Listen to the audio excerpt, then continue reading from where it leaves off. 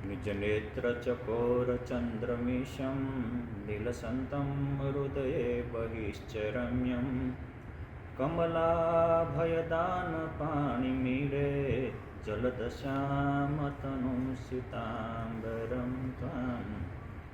ओम श्री स्वामिनारायणाय नमो नमः। श्री हरिकृष्णाय घनश्यामाय पूर्णपुरुषोत्तमाय नमो नमः। સર્વે મુક્તોને હૈયાના હેતથી જય સ્વામિનારાયણ. જય સ્વામિનારાયણ. આજે આપણે પ્રથમનું 43મું વચનામૃત, જે 4 પ્રકારની મુક્તિને ન ઈચ્છે એનું આ વચનામૃત છે. આપણને સહજ એમ થાય કે ભાઈ મુક્તિમાં વાંધો શું છે, આને આપણે સમજીએ પહેલાં કાલના વચનામૃતનો એક પોઈન્ટ સમજી લઈએ. તો 2 પોઈન્ટ છે, મહત્ત્વના છે, કે વિધિ અને નિષેધ. એમાં મહારાજે ખાસ કરીને એ સમજાવ્યું કે વિધિનો અર્થ મહારાજે સત્સંગ લીધો અને નિષેધનો અર્થ કુસંગ લીધો. આમ જોઈએ તો આ બહુ સમજવા જેવું છે કે સત્સંગ અને કુસંગ, તો કે સત્યનો સંગ એ સત્સંગ છે, અસત્યનો સંગ એ કુસંગ છે. સત્યની ચર્ચા કરવી અને દેહ કે દુનિયા સાથે સંબંધ બાંધવો એ કુસંગ છે. આપણે ઘણીક વાર સત્સંગની વાતો કરીએ છીએ, વાતો વસ્તુ અલગ છે ને સત્સંગ વસ્તુ અલગ છે. સંગ તો આપણે દેહનો કરતા હોઈએ અથવા તો દેહના સંબંધીઓનો કરતા હોય, એટલે જોડાણ અસત સાથે રહે છે તો પરિવર્તન નથી આવતું. જોડાણ સત સાથે થવું પડે. જેમ કે આપણે કાલે કહ્યું હતું વળતરનો વિચાર, કે હું આની સાથે જોડાશ તો ફળ શું મળશે. જો ગોપીઓ કૃષ્ણ ભગવાન સાથે જોડાણી તો ગુણાતીત થઈ ગઈ. ભરતજી દયાએ કરીને મૃગલા સાથે જોડાણા તો દુર્ગતિ થઈ. દરેક સંસારીઓ કોઈને કોઈ કર્તવ્ય માટે કે જવાબદારી માટે કે કોઈની સાથે દયાએ કરીને પણ સંસાર સાથે જોડાય છે તો અંતે તો એની અધોગતિ જ થાય છે. અને કોઈ પણ હિસાબે એ ભગવાન કે સંત સાથે જોડાઈ ગયા. આપણે કાલે 1-2 પ્રસંગો કહ્યા જ હતા કે ભાઈ કાંટો કાઢવાની ટેવ હતી અને એ આટકોટના સીમમાં રહેતા રામજીભાઈએ મહારાજનો કાંટો કાઢ્યો, તેનો 184નો આંટો મળ્યો. એક જો જોડાણ થયું ભગવાન કે સંત સાથે. એટલે હંમેશા ઉત્તમનો સંગ કરવો તો ઉત્તમ પ્રાપ્તિ થાય, મધ્યમનો સંગ કરવાથી મધ્યમ પ્રાપ્તિ થાય અને નિમ્નનો સંગ કરવાથી નિમ્ન પ્રાપ્તિ થાય. સંગ વગર તો આપણે જીવી શકીએ એમ નથી. સંગ કમ્પલસરી છે દરેક માણસ. જો સારા નહીં કરીએ તો મોડાનો એની નીચે થઈ જશે. એટલે આ પોઈન્ટ પણ સમજવા જેવો છે કે આપણે નકરું સંસારમાં આ હારું મારા દીકરાનું હારું. મેં કાલે કહ્યું હતું કે મહારાજ દેવ કહેતા હતા કે બ્રહ્મરૂપ થવું, પુરુષોત્તમને પામવું, આ 2 કરવાનું. તો આપણે એવું વિચારીએ છીએ કે પૈસા રળવાનું, બંગલા બાંધવા, ઘર બાંધવા. આપણે આખા ઊંધા ચેન્જમાં ચાલીએ છીએ. એટલે એક આ કે ગુણાતીતાનંદ સ્વામીએ તો વાતોમાં એવું લખ્યું કે 100 જન્મે ભગવાનને પામવાનો ન હોય પણ મોટા મળે તાના જન્મે પામી જાય. અને ધામનો મુક્ત હોય પણ જો ખરાબનો સંગ કરવા માંડે તો એ 100 જન્મે ભગવાનને ન પામે. આ સમજવા. વિધિની નિષેધમાં 2 પોઈન્ટ છે. એક તો વિધિ એટલે કે ભગવાને કહેલા વચનમાં રહેવું, અને જેને ભગવાને નિષેધ કર્યો છે એનો નો એને છોડી દેવું. શિક્ષાપત્રી છે એમાં પણ વિધિ નિષેધ 2 છે. પ્રથમથી આઈ થિંક 34 શ્લોક સુધી નિષેધના શ્લોકો છે કે ભાઈ તમારે હિંસા ન કરવી, સ્ત્રી ધન કે રાજ્યની પ્રાપ્તિ માટે મનુષ્યની હિંસા ન કરવી, યજ્ઞ માટે પણ કોઈ જીવ પ્રાણીની હિંસા ન કરવી, ધર્મ માટે પણ ચોરીનું કર્મ ન કરવું, ક્યારેય કોઈ પણ સંજોગે જુગાર ન રમતો, વ્યભિચારો ન કર્તવ્ય સ્ત્રી વિપુંબીચમાં, ક્યારેય વ્યભિચાર ન કરવો, ખરાબ વિચાર ન કરવા, કોઈના ઉપર મિથ્યા આરોપ ન આપવો, વિશ્વાસઘાત ન કરવો, કોઈ દેવ દેવી વેદો સાધુ સંતોની ટીકા નિંદા ન કરવી. આ બધા નિષેધ છે. જેના સાથે રહેવાથી આપણે ભગવાન કે ભગવાનના ભક્તિના માર્ગેથી પડી જાવી, તો એના મુક્તિ ભગવાનની વાર્તા પણ ન સાંભળવી. સ્ત્રી ધન કે રસાસ્વાદને આલંબે લઈ અને ભક્તિનું પોષણ કરતા હોય, પણ મલપા પેટમાં તો સ્ત્રી ધન કે રસાસ્વાદનું પોષણ પડ્યું હોય, તો એવાનો પણ સંગ ન કરવો. પછી કીધું કે ચોર પાપી વ્યસની નામ સંગ કાપી નામ તથા, આ ચોરનો સંગ ન કરવો, વ્યસનીનો સંગ ન કરવો, કામીનો સંગ ન કરવો, વ્યભિચારીનો અને લોકોને ઠગાડનારા ઠગારાનો સંગ ન કરવો. હવે વસ્તુ એ સમજે કે ચોરનો સંગ ન કરવો તો આપણે ચોરી કરાય જ કેમ, કે બીજો પોઈન્ટ છે. વ્યસનીનો સંગ ન કરો તો આપણે વ્યસન રખાય જ કેમ, કામીનો સંગ ન કરો તો આપણે કામાસક્ત થવાય જ કેમ, ઠગારાનો સંગ ન કરો તો આપણે લોકોને ઠગાય જ કેમ. આપણે ન જ ઠગવાના હોય, પણ જો આપણામાં દિલમાં કોઈ બીજાને ઠગવા નથી, વ્યભિચાર કરવાનો, પણ એવાનો સંગ થઈ જાય છે, તમારે એની દુર્ગુણ આવી જાય છે, બધો નિષેધ છે. પછી હું કીધું કે અમારા આશ્રિત હોય અને પછી વિધિ ચાલુ થઈ ગઈ, કે પહેલી જ વિધિ ચાલુ કરી. ક્યાં? તો કે આ કાર્યમ સહસા કિંચિત કાર્ય ધર્મસ્તુ સત્વરમ.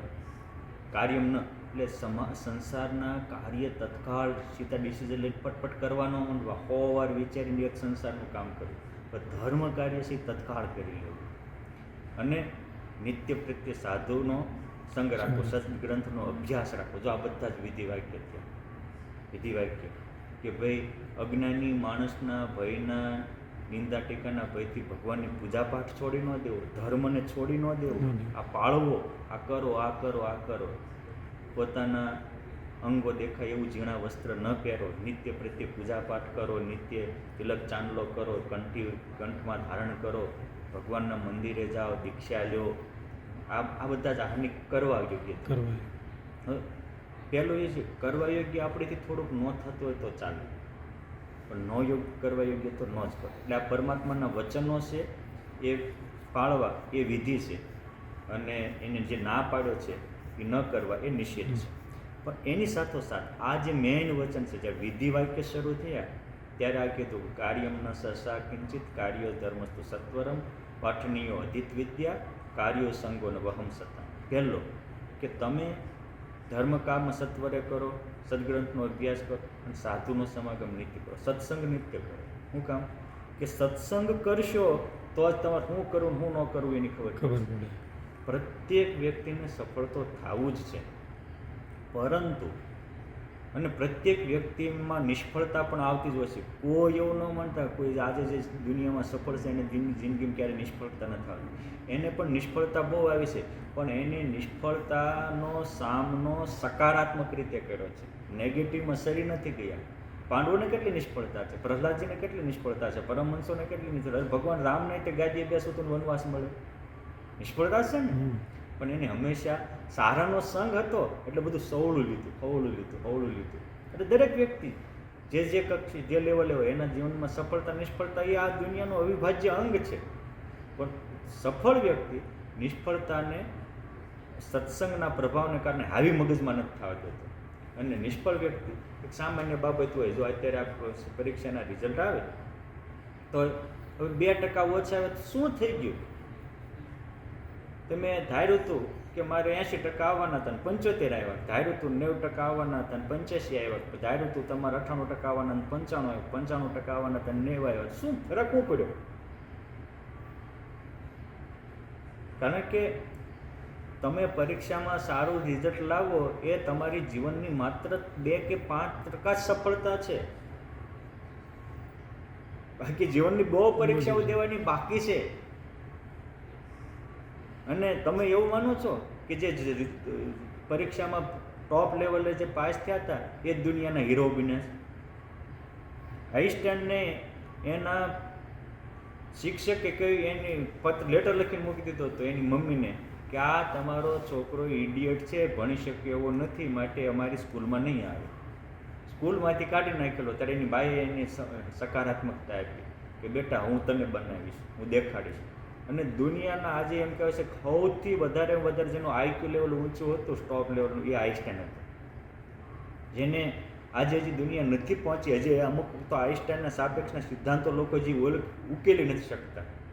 એને આપણે જ માત્ર પૃથ્વી જ જળ માનીએ છીએ. એને કીધું કે જળ જળ છે, વાયુ જળ છે, તેજય જળ છે, આકાશે ત્યાં આમ વાળો એમ વળી જાય છે. આપણે જે 8 જળ તત્વો ગણાવ્યા છે અષ્ટ પ્રકૃતિ, એ તે અષ્ટ પ્રકૃતિ જળ, એ 8માંથી એને 5 જળ પ્રકૃતિ શોધી કાઢી હતી. આમ બધું વળે છે એવું કરી દીધું હતું. આટલો અને સૌથી વધારે એને પોતાના બુદ્ધિનો ઉપયોગ કર્યો. જો સ્કૂલમાં નિષ્ફળ છે, વિશ્વમાં સફળ છે.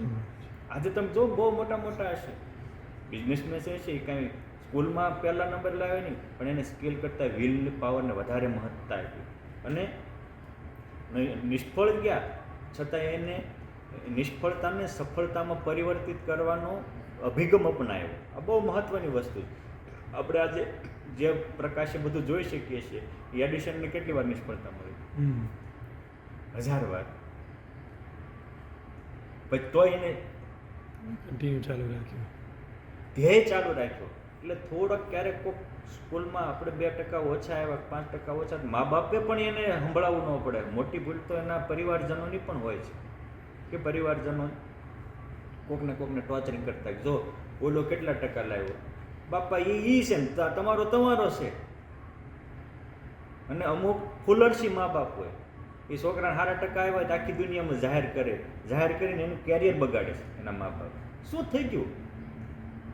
આ દુનિયામાં પહેલા નંબરે લાવેલા છોકરાઓ ટોપમાં ટોપ અધિકારી કેટલા છે? મોટા મોટા બિઝનેસમેન કઈ રહે જે આજે દુનિયાના કક્ષામાં, જે માનો કે સચિન તેંડુલકર હતો ક્રિકેટમાં, એ ભણવામાં નપાસ થયેલો છે, તો એના ફિલ્ડમાં કમ્પ્લીટ છે. ન્યૂટન આજે જેને ગુરુત્વાકર્ષણને લઈને આ પોણી દુનિયા પ્રકાશિત થાય છે, એ ભણવામાં છેલ્લો તો પાસ ઓલું થતું. એટલે પાસ થવું સારી બાબત છે. હું એવું નથી ઈચ્છતો કે તમે બધા છોકરાઓ એવા નપાસ થાય, પરંતુ એક ભણતરનો એક અભિગમ હોય ને, ભણવામાં પણ નકરું ગોખીને થોડુંક યાદશક્તિ છે, એ ગોડ ગિફ્ટ છે, એ બધાને શક્ય હોતી નથી. ઓલો વધારે ટકા હોય તો એને ગોડ ગિફ્ટ હશે જ, ભગવાનની કૃપા છે, યાદશક્તિ રહી ગઈ. યાદશક્તિ વસ્તુ અલગ છે અને વિલ પાવર વસ્તુ અલગ છે. પાસ થવામાં તમારે યાદશક્તિ જોવી. એટલે અમુક દેશનું શિક્ષણ એવું છે કે છોકરાને ગોખાવા કરતાં તે એનું મનોબળ વધે ને એવું કરવું પડે. મનોબળ એ બહુ મોટું શિક્ષણ છે. અને એ આપણા ભારતીય ઋષિમુનિઓ પહેલાંથી, આપણા જે ઋષિ વિજ્ઞાન હતું ત્યારે છોકરાઓને જીન્સમાં નાનપણથી મનોબળ ભણાવતા હતા. એટલે મનોબળ જો કરવું એ બધા માટે બહુ જરૂરી છે. અને એ વળતરનો વિચાર કરવાથી આવે છે. મારે તો એ કહેવું છે કે આપણે આખી જિંદગી સંસાર માટે જીવા, એનું ફળ અંતે અધોગતિ સિવાય. અને તમે સત્સંગ માટે જીવા, એનું ફળ ડંકો વગાડીને ધામમાં જાઓ. આપણે કાલે કીધું હતું કે ભાઈ ખાલી રતનભાઈએ એક મહારાજને મકોડો ઉતારવાની સેવા કરી, પુરુષોત્તમ નારાયણને નોંધ લીધી, બરાબર. એ કપાસ થતી હતી, સારા કપાસ આવે એનું સંતો માટે ચાદર ઓઢીને કહેતા, મહારાજે એને દર્શન દીધા, અનુભૂતિ આપી. એક સદભાવના. સેવા બધી કરતા જ હોય ને, પણ હું કઈ સેવા કરીશ તો મને કયું ફળ મળશે? આ વળતરનો વિચાર આપણને સાચી સેવા કરવા, સાચો સંગ કરવા બલાત પ્રેરે છે. આ બહુ સમજવા જેવો પણ છે. એટલે શોભન પગી, મુંજો સુરુ, માનભા, મેંગણીના અભેસીના, લોધિકાના અભેસી, લીલાખાના મુંજો સુરુ, વાલીઓ લૂંટારો, બુદ્ધ ભગવાન વખતે અંગુલીમાન હતા, એ લગભગના સમાનામાં હતા જ. એ એટલા બધા ખરાબ નહોતા, ખરાબના સંગે ખરાબ થઈ ગયા હતા, સારાના સંગે સારા થઈ ગયા. એટલે વિધિ નિષેધમાં હારાનો સંગ કરવો એ મોટો વિધિ છે, અને ખરાબનો સંગ છોડવો એ મોટો નિષેધ છે. કેમ છે? હારાનો સંગ હશે તો તમે સારી વિધિ પાળી શકશો. એટલે ગોપાળાનંદ મહારાજે વચનામૃતમાં લખ્યું કે સ્વામી, તમારી જેવા સાધુનો સંગ હોય ત્યાં ક્રિયા રૂઢિત. જો એનો મોટાનો પ્રભાવ છે. આપણે મંદિરમાં આવતા હોય, સંતોની નજીક રહેતા હોય, ક્રિયા રૂઢિત થાય. એટલે મેં તો એવું પણ જોયું છે કે સાધુના સંગમાં આવતા હોય, સારાના સંગમાં આવતા હોય તો એના વ્યસનો, વિચાર, દૂષણો આપોઆપ છૂટી જાય છે. બાકી વર્ષો સુધી મોટા તીર્થોની પગે પાળા હાલતા હાલીને યાત્રા કરતા હોય તો પણ એના દૂષણો નથી જતા. તમાકુ ગુટકા ખાતા હોય, ગાળું બોલતા એ કૂટે હોય એમનામ જ રહેશે. એટલે તીર્થયાત્રા કરતાં પણ સત્સંગને વધારે મહત્તા આપણા તમામ ગ્રંથોમાં આપેલી છે. એટલે તો કીધું હું વ્રત, તપ, દાન, યોગ, યજ્ઞ, યાત્રા, સ્વાધ્યાયથી વશ નથી થતો, સત્સંગથી વશ થશે. તો બધા સાધનો કરતાં સત્સંગ પ્રધાનતા આપી એનો અર્થ એ જ થાય કે સૌથી મોટો વિધિ સત્સંગ કરવો છે.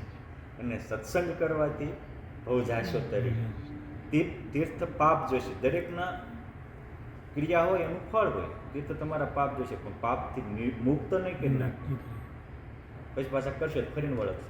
અને ઓલા તમને એવા નિર્મળ કરશે કે ફરીને પાપ કરવાનું મન જ નહીં. એટલે આટલો આ સમજવાનું છે. એટલે જ મારે કીધું ગમે એવો મોટો હોય તો કુસંગે કરીને તો ભૂંડું જ થાય. અને ગમે તેવો પાપી હોય તો પણ સત્ય સ્વરૂપ એવા ભગવાનનો પ્રસંગ કરે તો પવિત્ર થઈને અભયપદને પામે. હા, કુસંગથી તો ભૂંડું જ થાય. અને ગમે એવો પાપી હોય, વાલિયા લૂંટારા જેવો હોય, જુબન પગી જેવો હોય, પાપના પહાડ હોય, પણ સત્સંગ કરે, મોટા સંત કે ભગવાનને શરણે જાય તો એનું રૂડું જ થાય. આ સમજવા જોઈએ. હવે આજનું વચનામૃત છે 4 પ્રકારની મુક્તિ. આ કન્ટિન્યુ એક પછી એક દિવસના ચાલ્યા આવે છે. આ પણ સમજવા જેવું છે. સંવત 1876 મહાસુદ સાતમને દિવસ શ્રીજી મહારાજ શ્રી ગઢામુદે દાદા ખાચરના દરબારમાં ઉગમના દ્વાર ઓરડાની ઓસરીએ ઢોલિયા ઉપર સાંજના સમયે વિરાજમાન હતા અને માથે ધોળી પાઘ બાંધી હતી, ધોળી ચાદર ઓઢી હતી, ધોળો કેસ પહેર્યો હતો. પાઘને વિશે પીળા પુષ્પના દોરા લટકતા હતા, કંઠને વિશે પીળા પુષ્પના હાર પહેર્યા હતા, 2 કાન ઉપર પીળા પુષ્પના ગુચ્છ ખોચ્યા હતા. પોતાના મુખારણની આગળ મુનિ તથા દેશ દેશના ભક્તોની સભા ભરીને બેઠી હતી. તે સમયે શ્રીજી મહારાજે સર્વ ભક્તજન ઉપર કરુણા દ્રષ્ટિ કરીને સર્વની સામું જોઈને બોલ્યા. આ વચનામૃત મહારાજની કરુણાનું વચનામૃત છે. આમાં કોઈ પ્રશ્ન પૂછ્યો અને મહારાજે ઉત્તર આપ્યો એવું નથી. સર્વોપરી પુરુષોત્તમ નારાયણ એ અહીંયા પોતાનું સ્વરૂપ ભાવને દાનમાં દેવા આવ્યા હતા. એટલે જન્મંગલમાં સ્તોત્રમાં શતાનંદ સ્વામી લખ્યું ઓમ આત્મદાય નમઃ. ભગવાન પોતાનો આત્મા પણ અર્પણ કરી દેશે. આટલી ભગવાનની ઉદારતા છે, વિશાળતા છે. આ વચનામૃતમાં એ ભગવાન કોને પોતાનો આત્મા અર્પણ કરે છે એ એનો મેઇન મુદ્દો છે. કે આમ કહીએ તો કોણ પુરુષોત્તમના પરમાનંદને કોણ પામે છે એનો આ મુદ્દો છે. બોલ્યા છે સર્વે સાંભળો. એક પ્રશ્ન પૂછીએ. શ્રીમદ ભગવત પુરાણમાં જે ભગવાનના ભક્ત હોય તે 4 પ્રકારની મુક્તિને નથી ઈચ્છતા અને બીજા પણ જે ભગવાનના મોટા ભક્ત છે તે એમ કહે છે જે ભગવાનના ભક્ત હોય તે 4 પ્રકારની મુક્તિને નથી ઈચ્છતા. તે 4 પ્રકારની મુક્તિ શું?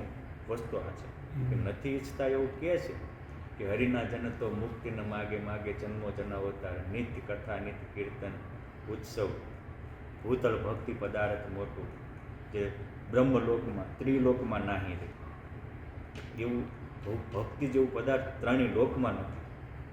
પણ એ ક્યારે નિત્ય કથા, નિત્ય કીર્તન, ઉત્સવ, આ જે નિત્ય સત્સંગ છે, સત્સંગનો એક માહોલ છે એ મુક્તિ કરતાં મોટો છે.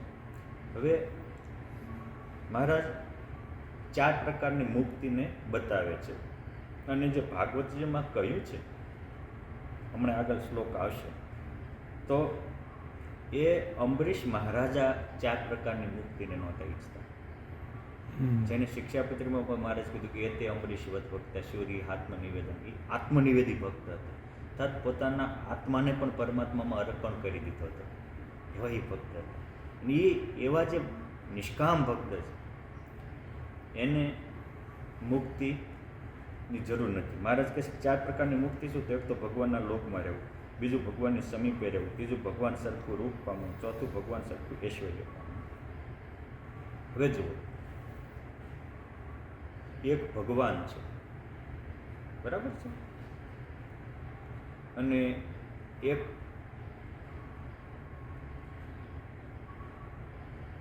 એમના 4 સેવક છે. તો સેવક મહાન કે ભગવાન મહાન?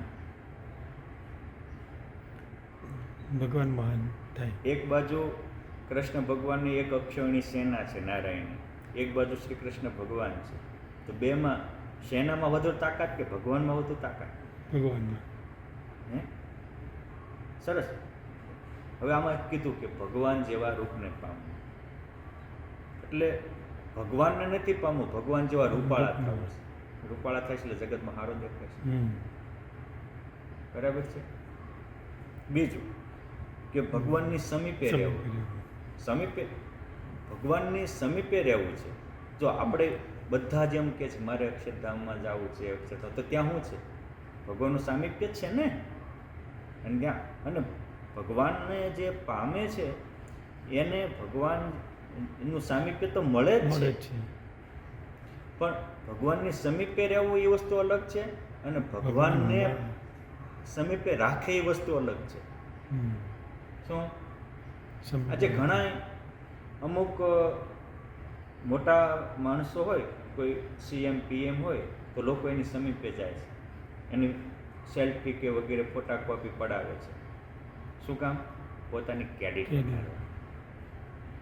એનો આનંદ લેવા નહીં, એ ભગવાન પાસેથી લેવા માટે, એ CMને હું CMની નજીક છું એવું દેખાડવા માટે, લોકોને બેનિફિટ લેવા માટે. એટલે પછી ખબર પડશે તો CM એનો નહીં રહે કે આ મારી પાસે ફોટા પડાઈ ગયા અને મારો અત્યારે દુરુપયોગ કરે. એમ તમે ભગવાનની સમીપ રહેશો, હું તો ભગવાનની સમીપ રહેનારો છું એમ કરી અને તમે બીજાને ગૌણ કરશો એટલે તમને ભગવાનનો આનંદ પછી નહીં આવે. ત્રીજી બાબત એ છે કે ભગવાન સરખું, એક તો ભગવાનના લોકમાં રહેવું. તો આપણે જો ભારતથી અમેરિકા આવ્યા, આ લોકમાં આવ્યા, તો એ લોકમાં રહેવું, એમ તમે ભગવાનના લોકમાં રહેવું વસ્તુ અલગ છે, અને ભગવાનનો આનંદ લેવો વસ્તુ અલગ છે. અમેરિકામાં રહેવું વસ્તુ અલગ છે, અને અમેરિકાનું બેનિફિટ મેળવવો વસ્તુ અલગ છે. કાંઈ અમેરિકામાં આવ્યા એ પૂરો અમેરિકાનો બધા બેનિફિટ મેળવતા. આ જો મોબાઈલ છે, તમારા મોબાઈલમાં 1000 પ્રકારની ફેસિલિટી હોય. ફેસિલિટીનો લાભ કેટલા લઈ શકે? જેને ખબર હોય કે નથી હોય તો ખરું, હોય એટલે લાભ ન મળે. ભગવાનના લોકમાં રહેવું એ ઠીક છે, બીજા કરતાં એ સારું છે, પરંતુ એનેથી ભગવાનનો પૂરો આનંદ તમને નહીં મળે. એટલે ભગવાનના લોકમાં રહેવું એ વસ્તુ અલગ છે. ભગવાન જેવું ઐશ્વર્ય પામવું એ વસ્તુ અલગ છે, અને ભગવાન સરખું રૂપ પામવું એ વસ્તુ અલગ છે. એવી જે 4 પ્રકારની મુક્તિ છે તેને ભગવાનનો ભક્ત નથી થતો. બહુ સરસ વાત છે. મહારાજ એક રાજા યુદ્ધે ગયો, ભવ્યનો દિગ્વિજય થયો, એટલે રાજાએ પોતાના મહેલમાં રાણીઓ હતી એને કહી મોકલ્યું કે તમારે જે જોતું હોય એ માગો, હું લેતો આવીશ.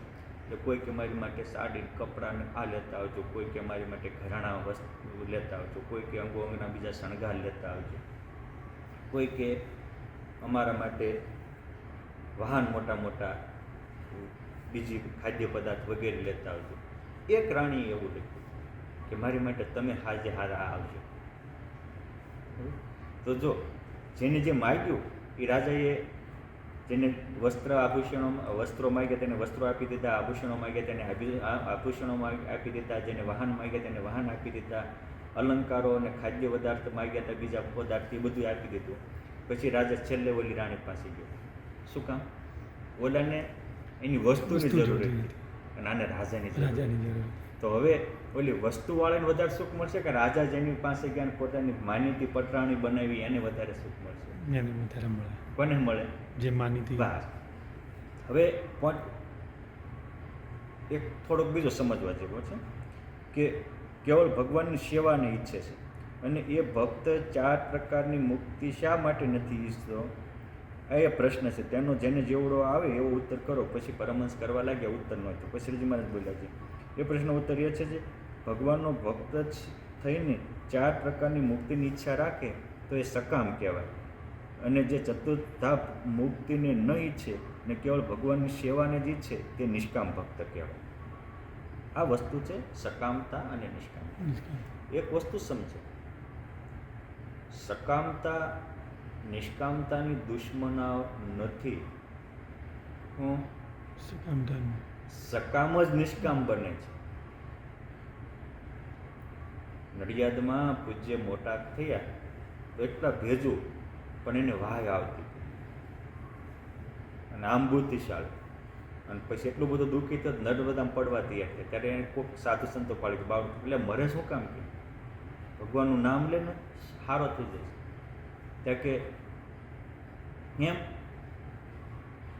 પણ એને શ્રદ્ધા નહોતી ભગવાનના નામમાં ભજનમાં, શ્રદ્ધા નહોતી તો ન લીધું. થોડા દી લીધું પછી ઓલું થઈ ગયું. ગાંધીજીને પત્ર લખ્યો કે મારે આ શરીરમાં રોગ છે એનો મટવાનો ઉપાય. ત્યાં કે મને પહેલાં ભય આવતો હતો, તો મેં રામ નામ જપ્યો તો હું નિર્ભય થઈ ગયો.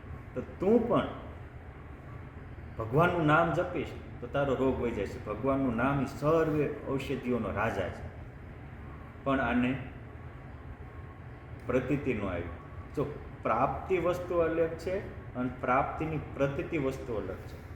પ્રાપ્તિની પ્રતીતિ માણસને પરમાનંદથી ભરે છે. ફરી વાર, પ્રાપ્તિની પ્રતીતિ માણસને પરમાનંદથી ભરે છે. આપણને જે પ્રાપ્તિ થઈ એમાં વિશ્વાસ તો હોવો જોઈએ ને. હવે આને ન મનાણું, જો કહેતા તો હોય પણ મનાય નહીં. પછી એક દિવસ એના મકાનમાં જે ઉતરવા ગયા અચાનક વાવ આવી તે પગ લપટ્યો, દડદડ પડ્યા, બચી ગયા, બહુ વાગ્યું. પછી લોકોએ કીધું ભાઈ આ તમારે પૂર્વનું કઠણ પ્રારબ્ધ છે, આને ભગવાન સારું કરે તો થઈ શકે, તમે ભગવાનના નામમાં લાગી જાઓ. તો એ ભગવાનના નામમાં જોડાઈ ગયા. પછી એને એમ થયું કે હવે બીજો કોઈ રસ્તો જ નથી, જો સકામ જ છે હું સાચો થાવ,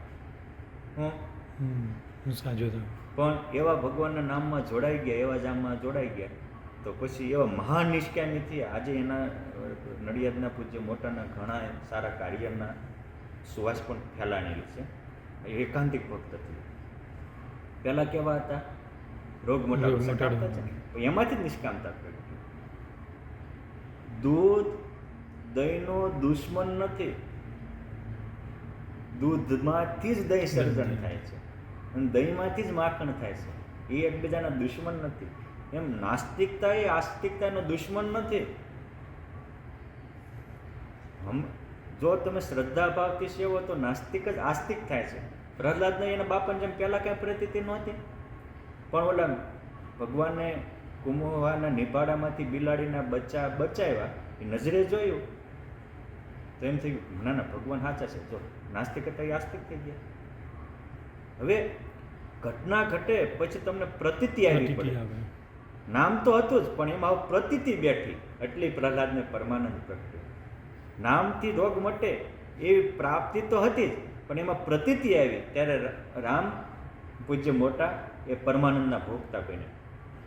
આમ આરંભમાં આપણે ભગવાનને ભજશું તો યમપુરીના દુઃખથી મુકાઈ જઈશું, આ લોકમાં પણ સુખી થશું, આવી જ ભાવના હોય. અને આ ભાવના થતાં થતાં એકવાર ભગવાનને પામી જાય ને તો ભગવાન જેવું તો કોઈ નથી. એ પછી પ્રાપ્તિ પ્રતીતિમાં પરિવર્તિત થાય ત્યારે એના વચને બોલે બ્રહ્માંડ ડોલે એવા થાય. તમે સમજો કે રામાનંદ સ્વામીએ કીધું જ તો મુક્તાનંદ સ્વામીને કે આ સહજાનંદ અમે તો ડગડુગી ઉગાડનારા સહજાનંદ સ્વામી છે સર્વ કારણના કારણ પુરુષોત્તમ નારાયણ છે. પણ મુક્તાનંદ સ્વામી પ્રતીતિ નહોતી, પ્રાપ્તિ તો હતી. ભગવાને એને 9 મહિના તકે ગુરુ તરીકે રાખીને લોજના આશ્રમમાં રહ્યા હતા. એટલે એને એમ થતું હતું કે સેફ સક્ષમ છે, બધું જ છે, પણ ગુરુ જેવા તો નહીં. જો પછી ભુજમાં ગયા, રામાનંદ સ્વામી સ્વધામ સીધા આવ્યા. પછી એને ખબર પડી કે મહારાજે સમાધિ પ્રકરણ લીધું છે. તો જો એને વિશ્વાસ નથી, એ ભુજથી આવે છે, મહારાજને ઠપકો દેવા આવે છે, આવીને કહે છે તો પ્રાપ્તિ તો છે જ, તો પ્રતીતિ નથી. મહારાજ આ હું પાખંડ માંડ્યું? મહારાજ પાખંડ દિયો મેલી સત્સંગમાં ન થવું ફેલી. મોટા સમાધિ મોટા યોગીઓને દોયલી, એ જેને તેને કેમ થાય, બીજા માને અમથી ન મનાય. તો મોટા યોગી એ જે આવી હેલી ક્યાંય થઈ છે?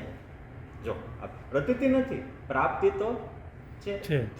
પરંતુ જ્યારે એ મૂંઝવણમાં મહારાજે સમાધિ કરાવીને દેખાડી તો મનાણું નહીં. અને એ કાલવાણીમાં નદીના કિનારે, મેઘવતી નદીના કિનારે ખાખરાના વનમાં એ લેટરીનના મીસે જઈ મહારાજ આર્તનાથથી ગુરુદેવને પોકાર કર્યો. તો જો સાચી ગુરુ નિષ્ઠા હતી તો ઈશ્વર નિષ્ઠા થઈ ગઈ. એ જોવે ને તો એને રામાનંદ સ્વામી કીધું, શું આ શોક કરો છો?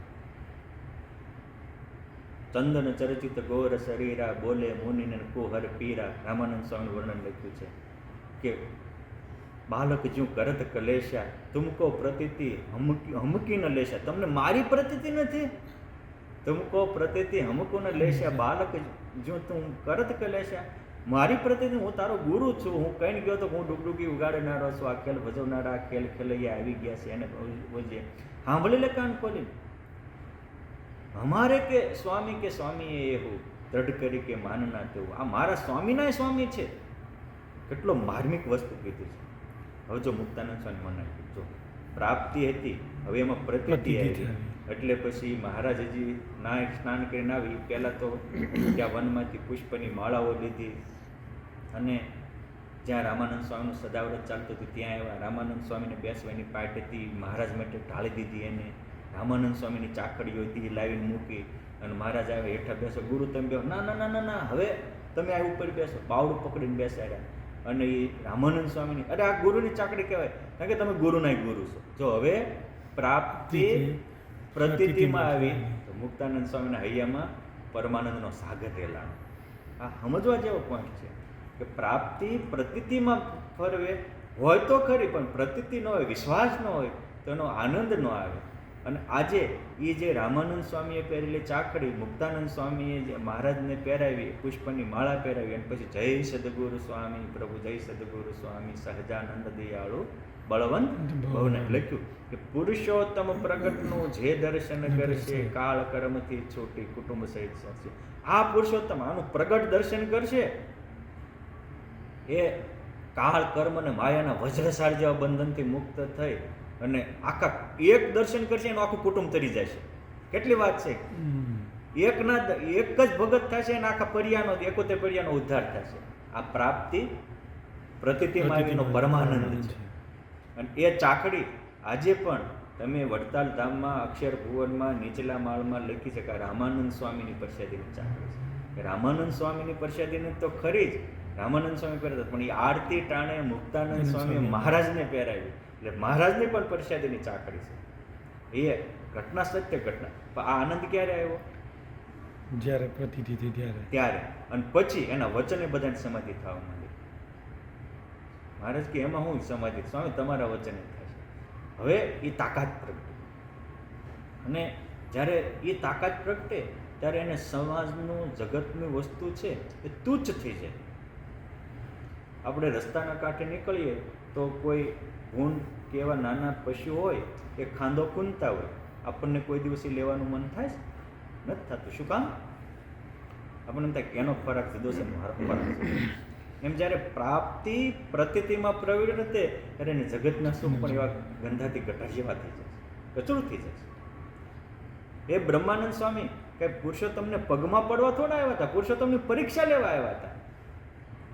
પણ જ્યારે એ પુરુષોત્તમ નારાયણની પરીક્ષા લેવા આવ્યા અને એ પરીક્ષામાં મહારાજે એને જે મનોરથ કર્યા હતા કે ભાઈ મારા ભગવાન હોય તો કાળા કામળા ઉપર બેઠા હોય, ભાગવતનું પુસ્તક વાંચતા હોય, મને હું જન્માથી અત્યાર સુધીમાં હું ભણોઈ મારી આખી હિસ્ટ્રી કહી દે, ગુલાબનો હાર મને પહેરાવે અને ચરણમાં 16 ચિહ્નના દર્શન કરે. બધા મનોરથ પુરુષોત્તમે પૂરા કર્યા. ત્યારે કીધું કે એહી કચ્છ એહી મચ્છ એહી નર સંગ ભયો.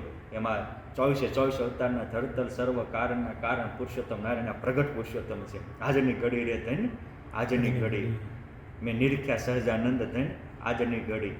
કામ ક્રોધ લોભ વિષય ન શકે નડી.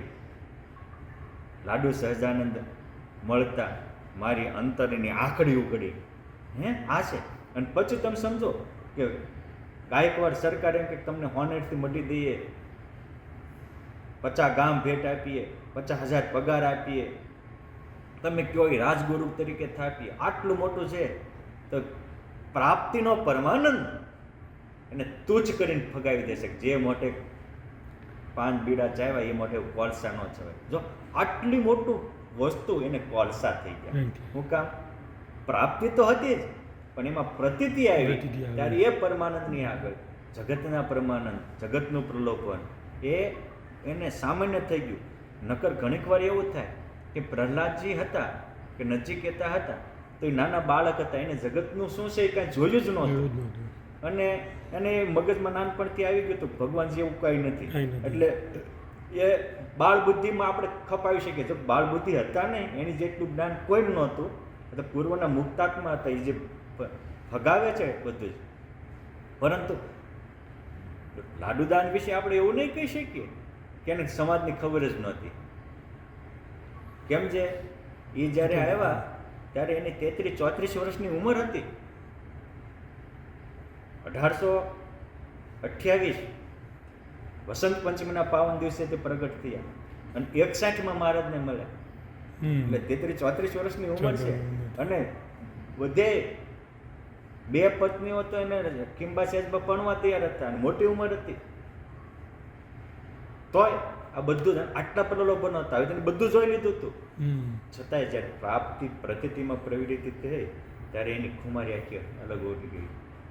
સગપણ કીધું રે કે વાલા તમ સાથે, માવાનું મેણું રે કે લીધું માથે. આ છે ને એટલે આ જ્યારે પ્રાપ્તિ પ્રતિતિમાં, અને એટલે આ મહારાજને બધાએ એરણને કસીને સ્વીકાર્યા છે. આ સ્વામિનારાયણ ભગવાનને આ એક નહીં 500 પરમહંસોના અનુભવના રણકાર હતા. પણ એ જ્યારે પ્રાપ્તિ પ્રતિતિમાં આવે ત્યારે આ કામ થાય, પછી નિષ્કામ થઈ જાય. મારે એ કેવું છે કે જો પહેલાં તો સકામ હતા, મહાનિષ્કામ થયા કે એને બ્રહ્માંડના ભોગ સુખ ન ડોલાવી શકે. પછી એ બોલે ને બ્રહ્માંડ ડોલે. કેમ છે હવે મહારાજ કહે છે કે ભાગવતમાં કહ્યું છે, એટલે ભાગવતજીમાં મેં કીધું ને કે અમરીશ રાજાના આખ્યાનમાં જ કીધું છે. અમરીશ રાજા એટલા સેવાભાવી હતા કે મત સેવયા પ્રતિતમ ચ ચાલોક્યાદિ ચતુષ્ટયમ નેચ્છંતી સેવયા પૂર્ણ કૃતો અન્યત કાલ વિપ્લુતામ. એ સેવાથી એટલા પરિપૂર્ણ હોય એમ થાય. અને સેવા છે એ કોઈ ગુલામી નથી. એક વસ્તુ સમજો, હું સેવા છે ગુલામી નથી. સેવા મુક્તિ છે. કેમ છે સેવા જીવનો સ્વભાવ છે. સેવા નિમ્ન માણસની કરવી એ ગુલામી છે. બાકી આજે ટેલેન્ટેડ વિદ્યાર્થીઓ હોય એ ભણીને કોઈકની જોબ જ ગોતે છે ને, તો સેવા જ થઈ ને. જોબ છે શું છે? અને સારી જગ્યાએ સેવા મળે, સારી જે જોબ મળે શું કહે છે? ઘરે ચેવડો પેંડા કે સારા ભોજન બનાવીને જમે છે કે અમારા દીકરાને સારી જોબ મળી. સેવા જ મળી ને. એટલે અને આજે કોઈને મોદી સાહેબ જેવા હોય એવા પીએમની પાસે રહેવા મળે, એ કેમ જ કરવાનું હોય? આનંદ હોય કે ગુલામી હોય? ગુલામી જ હોય. હે આનંદ હોય કે મને પીએમ પાસે રહેવા મળે, પણ આમ ગુલામી કરતા હોય. ગુલામી નથી. મારી કહે છે સેવા ગુલામી નથી, સેવા મુક્તિ છે. આનંદ હોય મોદી સાહેબ પાસે રહેવા મળે તો જેના આમ રૂવાડે એવા અનંત દેશોના વડાપ્રધાન કરતા હોય, કરોડો બ્રહ્માંડો કરતા હોય, એવા આનંદ ભુવનના નાથની સેવા મળે તો એ સામાન્ય બાબત છે? સરસ એક ટચુકડી મોટા સંતો વાત કહે છે કે એક સંત જંગલમાં તપશ્ચર્યા કરતા હતા, સાધના આરાધનામાં અને નિજાનંદમાં, બ્રહ્માનંદમાં, પરમાનંદમાં મસ્ત હતા. એક રાજા જંગલમાં શિકાર કરવા ગયેલો, શિકાર છટકી ગયો, રસ્તો ભૂલો પડ્યો, બહુ તરસ લાગી હતી. તો આ અચાનક આ સંત મહાત્માની ઝૂંપડીએ જઈ ચડ્યા. સાધુએ મીઠો આવકારો આપ્યો, અમૃત જેવું પાણી પાયું, રાજાને તૃપ્તિ થઈ, શાંતિ થઈ. એના દર્શનથી જ કંઈક અંતરમાં અલૌકિક શાંતિ. કારણ કે એવા જે મોટા હોય એમાં એની ઓરા હોય, એની પ્રતિભા, એના વાઇબ્રેશનો એવા હોય, અને પોતાની લાઈફ ટાઈમમાં ન અનુભવેલી શાંતિ અનુભવવાની. એટલે એને એમ થયું કે આ સાધુને હું મારા રાજમહેલમાં લઈ જાઉં. સંતોના પગ પકડીને કહે છે, સાધુ મહારાજ તમે કોઈ કરવા હું તૈયાર છું, તો મારું અડધું રાજ આપી દો અને તમે કોઈ કરી દો, પણ તમે મારા નગરમાં આવો. આજે મારી જિંદગીમાં મેં પહેલી વહેલી તમારી પાસે શાંતિ અનુભવી ક્યાંય અનુભવી નથી. એટલે સાધુ તો જોઈ રહ્યા. પછી કહે છે કે સાંભળો મહારાજ, તમે વારે વારે આગ્રહ કરીને કહો છો કે તમે કોઈ કરવા હું તૈયાર છું, કોઈ કરવા તૈયાર છું. તો મારે આટલી 4 શરત છે, તમારે થઈ શકે છે. એક શરત 1 શું? તો કે હું જાગતો હોઉં ત્યારે તારી મારી સેવામાં હાજર રહેવાનું, અને હુઈ જાવ તો મારી સેવામાં હાજર રહેવાનું. તમે હુઈ જાવ પછી મારે હોવાનું જાગવાનું? હુઈ જાવ તો સેવા કઈ રીતે? 0.1 0.2 હું કાંઈક માગું એ તો તમારે આપવાનું જ, પણ હું ન માગું અને મનમાં સંકલ્પ થાય એ તમારે હાજર કરી દેવાનું. હું માગતો નથી, સંકલ્પ થાય એ આપી દેવાનું. કે પણ હારું માગો એ તો લાવી આપું, મારી પાસે રાજરાજવાળું છે, પણ તમારા સંકલ્પની મને કેમ ખબર પડે? દરેકમાં 1 પોઈન્ટ મળે છે ને 1 પોઈન્ટ નથી મળતું. બરાબર. ત્રીજી બાબત કે હું જીવતો હોઉં ત્યારે તમારે હારે રહેવાનું, અને હું ધામમાં વયો જાઉં ત્યારે તમારે હારે રહેવાનું. પણ તમે વયા જાઓ તો હું તમારે હારે કઈ રીતે આવું? ચોથી બાબત કે મારે જ્યાં જવાનો વિચાર થાય તે આગળ આગળ બધું તારા રસ્તા ક્લિયર કરી દેવાના. હું ન કહું તો ક્લિયર કરી દેવાના. મને કંઈક વિચાર થાય કાંઈ જવું છે તો આગળ બધા રસ્તા ક્લિયર કરી દેવાના. એટલે કે મહાત્માજી 4માંથી 1 શરત મારથી પૂરી થાય એવી નથી. ત્યારે કે તો તું તારું રાજ ભોગવ, મને મારું પરમાનંદ લેવાય. શું કામ? તો કે હું જેના માટે કુરબાની આપીને બેઠો, મારે તારી જેવા તો કેટલાય રાજ રજવાડા હતા. આજ હું જેની માટે બેઠો છું એ પુરુષોત્તમ નારાયણ મારી જાગતા ખબર રાખે છે ને સુઈ જાવ તો ખબર રાખે છે. મને માગું એ તો આપે, ન માગું સંકલ્પ થાય તો તે બધું હાજર કરે છે. જેમ પરુત બાપાનો સંકલ્પ જ થયો હતો કે 24 અવતારો, એક વરા ભગવાન કહેવાય છે ત્યાં 24 અવતારોની અનુભૂતિઓ કરાવી સંકલ્પથી, અને એક પરોત બાપાને અનુભૂતિ કરાવી. પછી તેમ થયું કે આ પણ થાય. પછી એવી અનુભૂતિ વ્યાપકાનંદ સ્વામીને કરાવી, એવી અનુભૂતિ સ્વરૂપાનંદ સ્વામીને કરાવી, એવી અનુભૂતિ વ્રજાનંદ સ્વામીને કરાવી. આવી પછી તો ખબર પડી કે આ પણ થઈ શકે છે. પહેલું વહેલું કરવું નહીં પ્રતિ ટફ હોય છે, પછી એકવાર થઈ ગયા પછી તો બધું સહજ થાય છે. એટલે અને જીવતાય મારી હારે છે ને ધામમાંય મારી હારે, અને મારે જ્યાં જ્યાં જવું હોય તે પુરુષોત્તમ નારાયણ મારા રસ્તા ક્લિયર કરી નાખે. અને મહારાજ કહેતા એકવાર તું મારા રસ્તા અનંત કોટી બ્રહ્માંડના રસ્તા તારા ખોલી દઈશ. એકવાર તું મારી સેવા કર, અનંત કોટી બ્રહ્માંડને તારી સેવામાં હાજર કરી દઈશ. એકવાર મારા ગુણ ગા, આખું બ્રહ્માંડ તારા ગુણ ગાય એવું કરી દઈશ. એકવાર મને અનુકૂળ થા, પ્રતિકૂળ હશે એને અનુકૂળ કરી દઈશ. પણ આપણે આ ભગવાનની કરુણાને સમજતા નથી. ભગવાનની પ્રાપ્તિથી આ પ્રાપ્ત થાય છે. એટલે કહે છે કે સેવાથી પૂર્ણ છે, એ બીજે હું કામ સમય બગાડે? જો આમે ચેલેન્જ કેવડી મોટી છે, પણ એ સમય બગાડતા નથી. એટલે વોટ એક કે સકામ નિષ્કામ થાય છે. એટલે સકામતામાં નિશ્ચય નથી, પરંતુ આપણને કંઈક મુશ્કેલી હોય તો ભગવાન પાસે માગી શકાય, કોઈ પ્રશ્ન નથી. પરંતુ કોઈ પત્ની હોય, પતિવ્રતા હોય, એ પોતાના કંઈક જરૂરત પતિ પાસે માગે, એ વેલિડ છે. પતિ પાસે ન માગે અને પતિ પાસે થોડું માગે એમ કહીને ગમે એ પુરુષ પાસે માગે ને ગમે એ પુરુષ પાસે તાળી દેતી રહે તો પછી રાજાને ઘરમાં ન લાગે. મુશ્કેલી આવે તો મહારાજ પાસે માગવું એ કોઈ પાપ નથી, પણ મહારાજને મૂકી સર્વ કારણના કારણ, દેવોના દેવ, ઈશ્વરના ઈશ્વર એ પુરુષોત્તમ નારાયણને મૂકીને જ્યાં ત્યાં આપણે માગવા જઈએ તો એ વ્યભિચારી ભક્તિ છે. એટલે સકામતા સારી, વ્યભિચારતા કરતા માટે સકામતા, વ્યભિચારી મટીને સકામ થવું, સકામ મટીને નિષ્કામ થવું. અને નિષ્કામ એ નારાયણ રૂપ થઈ જાય છે. નિષ્કામી નરતે નારાયણ તુલ છે. એ ઓલા ભગવાન જેવું રૂપ પામે તો પુરુષોત્તમ જેવો થોડો થઈ શકે? ભગવાન જેવું ઐશ્વર્ય પામે તો ભગવાન જેવો ન થઈ શકે. ભગવાનના લોકમાં રહેતો હોય તો ભગવાન જેવો ન થઈ શકે. એટલે અહીં કહે છે કે જો સાલોક્ય શ્રાષ્ટિ સામીપ્ય સારૂપ્ય એક મચ્યુત દીયમાનમ ન ગૃહંતી વિના મત સેવનમ જના. આનો અર્થ એ છે જે ભગવાનના નિષ્કામ ભક્ત છે તે સેવા, જે ભગવાનની પરિચર્યા કરવી, તે જો ચતુર્થા મુક્તિમાં ન હોય તો ન ઈચ્છે. વસ્તુ એ છે કે ભગવાનની પાસે પહોંચી ગયો તો એને ભગવાનનું સામીપ્ય છે જ, ભગવાન જેવું રૂપ છે જ, ભગવાન જેવું ઐશ્વર્ય છે જ, ભગવાનનું લોક છે જ. પરંતુ એ ભગવાનના લોકમાં રહેવાથી ભગવાનની સેવા ન મળતી હોય તો ન ઈચ્છે. તમે ઘરમાં 5 સભ્ય રહો છો પણ કોઈની તમારી ઉપર પ્રસન્નતા નથી તો તમને ઘરે તે છે ને બોજારૂપ લાગશે. એટલે રહેવા કરતાં એની પ્રસન્નતા મહત્વની છે. મહત્વની છે. એટલે નિષ્કુળાનંદ સ્વામીએ લખ્યું છે કે રાજી કરીએ ઘનશ્યામ રે સંતો, રાજી કરીએ ઘનશ્યામ, જેથી સરે સઘળા કામ રે સંતો, રાજી કરીએ ઘનશ્યામ. આધ્યાત્મિક માર્ગમાં પ્રસન્નતા એ ઓક્સિજન છે. મહારાજ કે 4 પ્રકારની મુક્તિનો છે એ તે ભગવાનની પ્રસન્નતા તો ઈચ્છે. પ્રસન્નતા માનત સંત ફલ ભારી, અક્ષરધામ છે અધિક વિચારી. માટે અહીંયા એ કહે છે કે મેન એને ભગવાન થકી પામવા કરતા ભગવાનને રાજી કરવા છે, સેવા કરીને. આ પ્રસન્નતા એ મુક્તિ કરતાં પણ શ્રેષ્ઠ છે. અને ભગવાન પ્રસન્ન થાય તો ભગવાન જેવો આનંદ આપે, અને ઓલું તમે માગશો તો થોડુંક મળશે. એટલે ભગવાન આપણને થોડા સુખથી અધિક સુખ પામવા માટે આ કહી રહ્યા છે. ઓલા સંતો નથી એક્ઝામ્પલ આપતા કે એક માતા પોતાના દીકરાને લઈ અને એમના બેનને ઘરે ગયા, એટલે માસીએ કીધું બેટા ભાણા લે આ ચોકલેટ લઈ લે.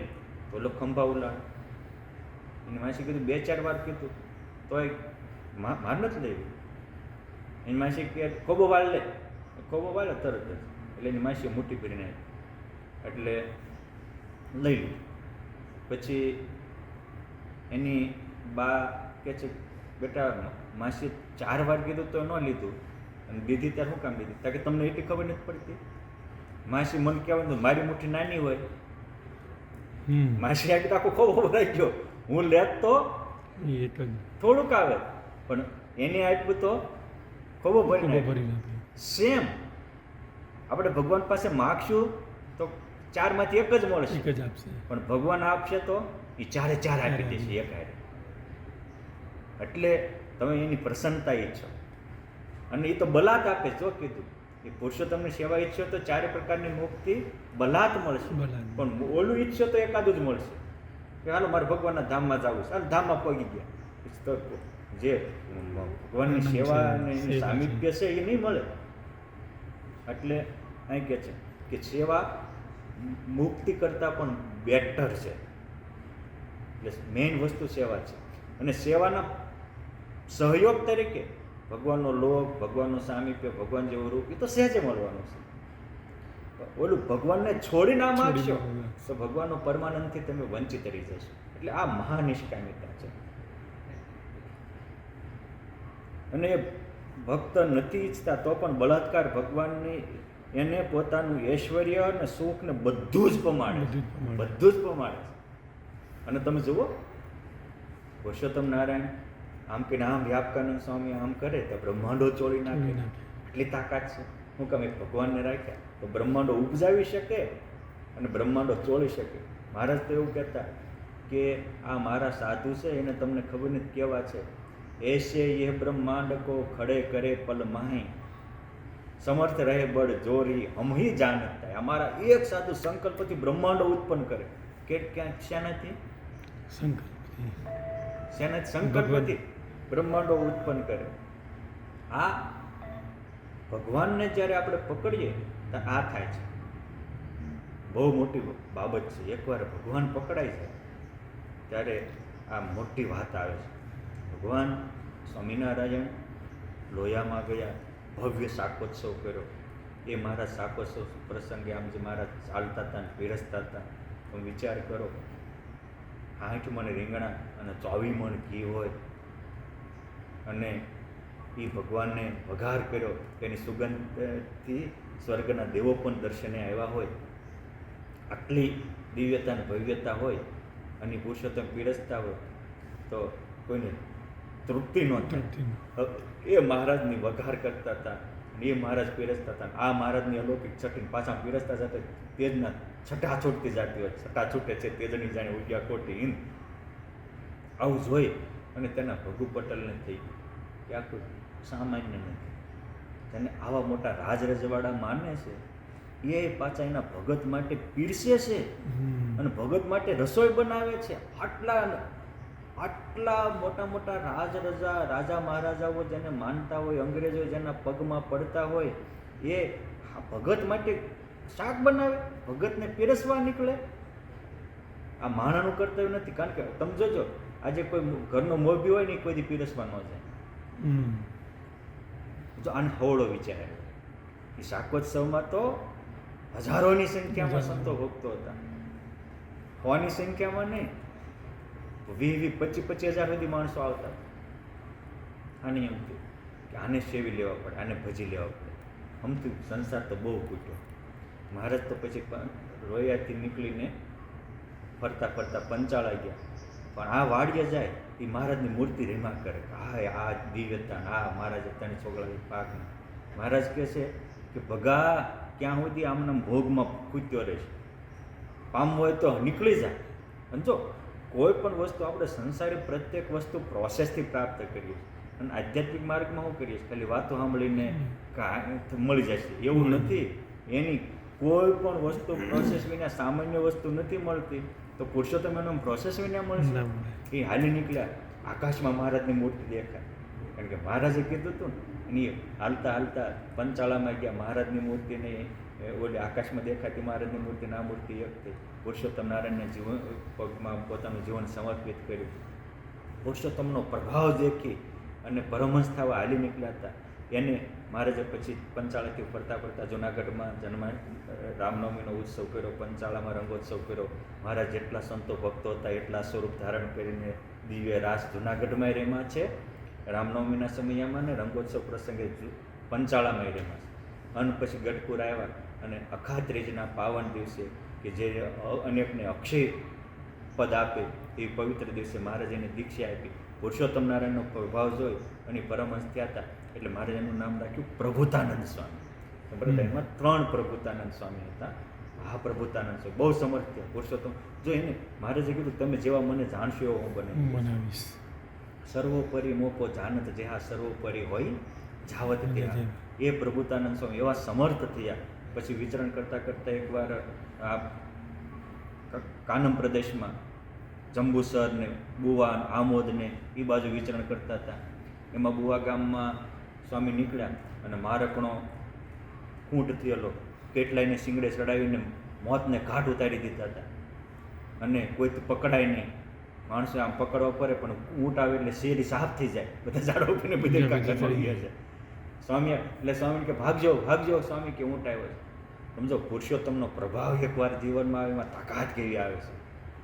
સ્વામી આમ ઊભા રહ્યા, અડીખમ કેડે હાથ દે. ઓલો આવ્યો હાથમાં પોતાના તુમડાનું પાણી તો આમ કે આમ છાંટ્યું તો એ મારકના ઊંટને જાણે કે મહાયોગી હોય એવો શાંત બનાવી દીધો. સ્વામી કહો 3 દી રહેશે અને પછી આ અમારા તુમડાનું આ પાણી એ પુરુષોત્તમ નારાયણની પ્રસાદીનું પાણી છે. એટલે પુરુષોત્તમનું પ્રસાદીનું પાણી ઉડ્યું એ ઊંટ પણ દિવ્ય ધામને પામી જાય છે.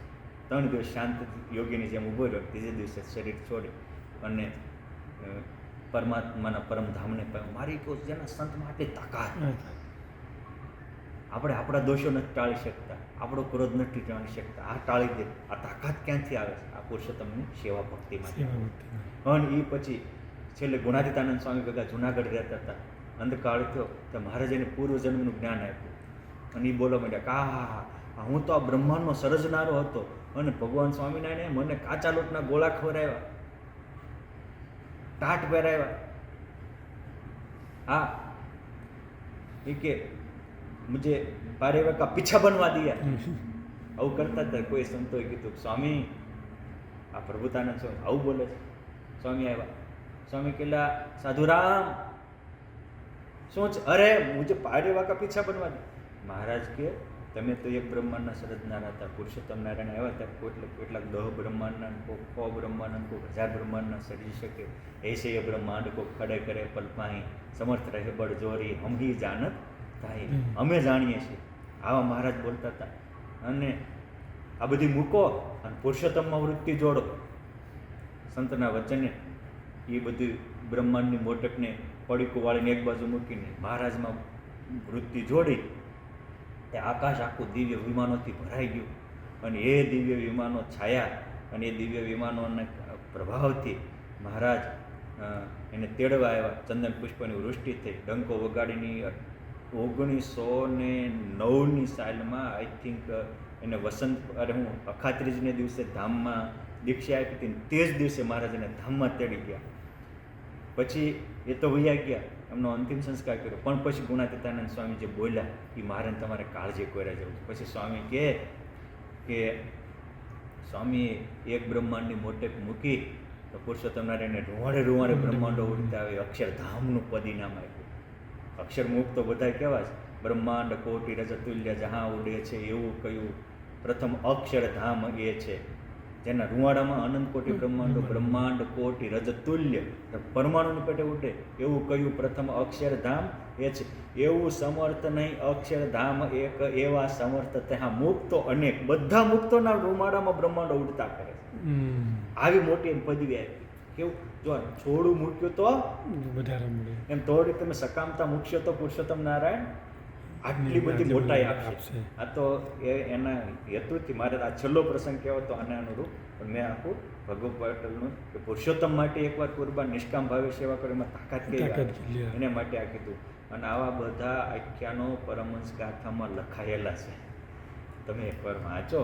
આપણા આ પુરુષોત્તમ નારાયણના પરમહંસોના જીવન કે રિયાલિટી આપણે જીવનને જીવવાની અણમોલ મૂડી છે, આપણને ભગવાનને સમજવાનો અનમોલ ખજાનો છે, અને આ વચનામૃતના રહસ્યો સમજાવનારા છે. અહીં કપિલદેવે ભગવાનમાં કહ્યું છે, યથો વિભૂતિ મમ માયા વિનસ્તસ્મય અષ્ટાંગમ મનુ પ્રવૃત્તમ શ્રિયમ ભાગવતી વા અસ્પૃહ્યંતિ ભદ્રા પરસ્ય મે તે સ્નુવતે તુ લોકે.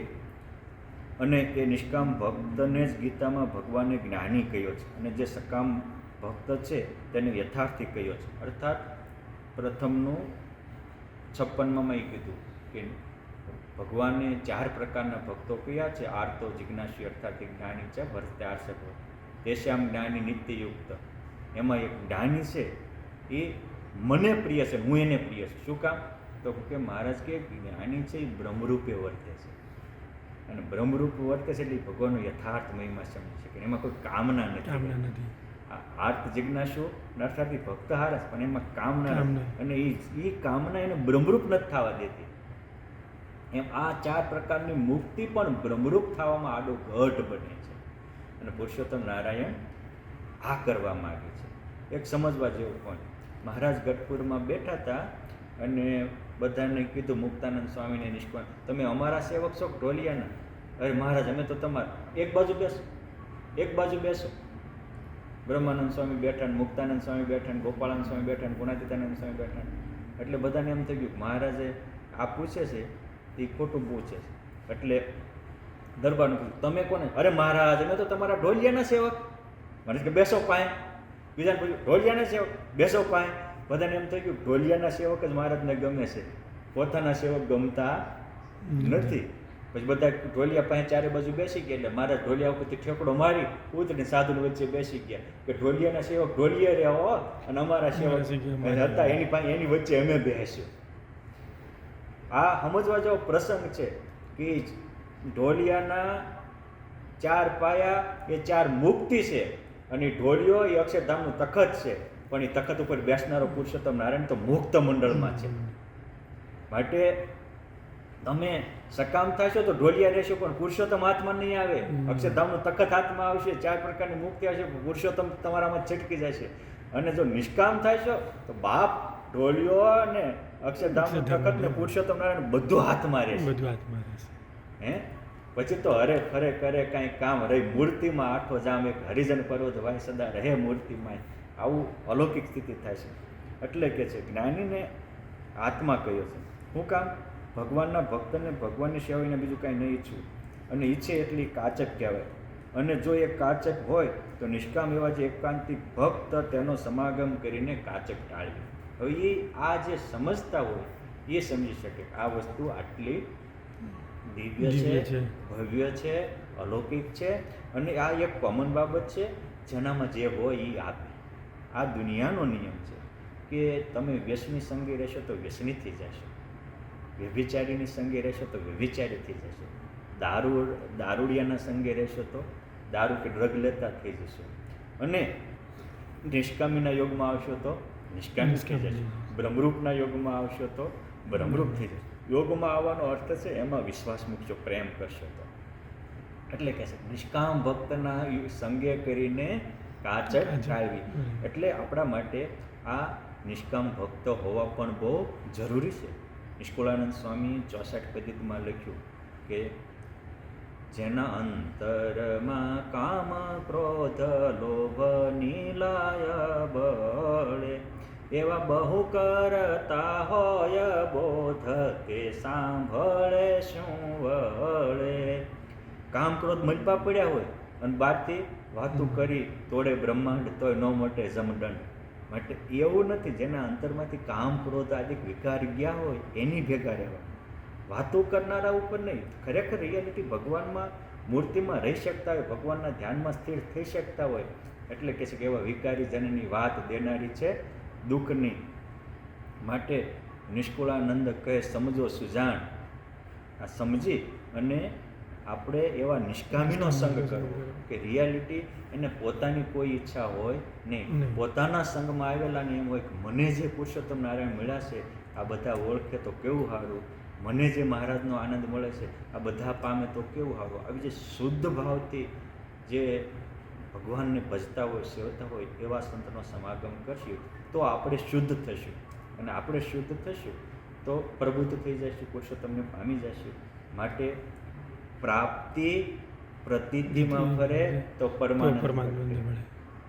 20,000 લોકો લોયામાં આવ્યા હતા તો ભગુ પટેલને એ પ્રાપ્તિ પ્રતિથિમાં આવી તો એના રૂવાડે બ્રહ્માંડો ઉડતા ફરે એવા ધામમાં પામીને એ પરમાનંદના એ પ્રભુતાનંદ સ્વામીથી પ્રાપ્તિ પ્રતિથિમાં ફરે. માટે આપણને પણ આવી જે અલૌકિક પ્રાપ્તિ થઈ છે એ પ્રતિથિમાં પરિવર્તન થાય અને આપણે પણ એવા પરમાનંદના ભોગતા બનીએ એવી આપણામાં પણ શક્તિ ભક્તિ અને સમજણ મહારાજ પ્રદાન કરે એવી આ આજના